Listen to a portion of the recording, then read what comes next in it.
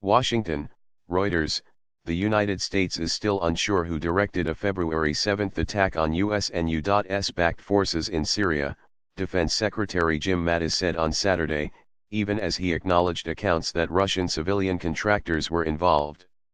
Reuters has reported that about 300 men working for a Kremlin-linked Russian private military firm were either killed or injured in Syria. The U.S. has estimated about 100 pro-Syrian government forces were killed by U.S. strikes to repel the February 7 attack. Russian military officers told the United States during the incident that Moscow was not involved. The Pentagon has declined to comment on the exact makeup of the attacking forces, and Mattis appeared at a loss to explain the incident 10 days later. I still cannot give you any more information on why they would do this.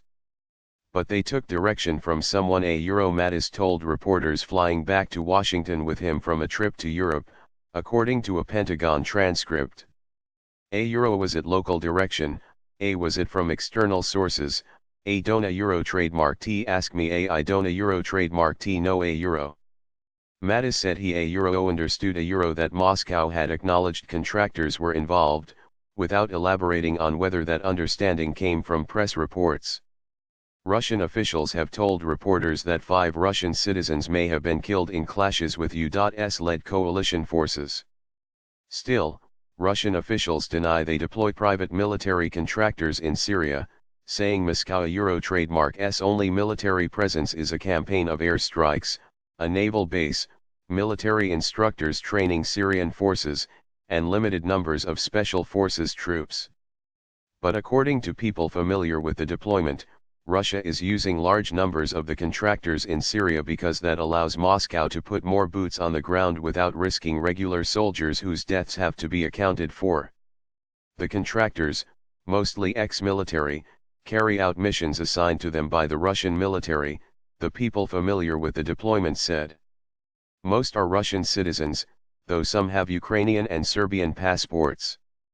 The United States and Russia, while backing opposite sides in the Syria conflict, have taken pains to make sure that their forces do not accidentally collide. But the presence of the Russian contractors adds an element of unpredictability. The U.S. military has said that in its effort to repel the attack on February 7, U.S. forces on the ground called in coalition strikes for more than 3 hours, involving F-15E fighter jets, MQ-9 drones, B-52 bombers, AC-130 gunships and A-64 Apache helicopters. The U.S. military has said the attacking forces were aligned with the Syrian government and were backed by artillery, tanks, multiple launch rocket systems and mortars. I doubt that 257 people all just decided on their individual own selves to suddenly cross the river into enemy territory and start shelling a location and maneuvering tanks against it, Mattis said. So whatever happened, we trademark LL try to figure it out. We trademark LL work with, obviously, anyone who can answer that question, but I cannot, at this time.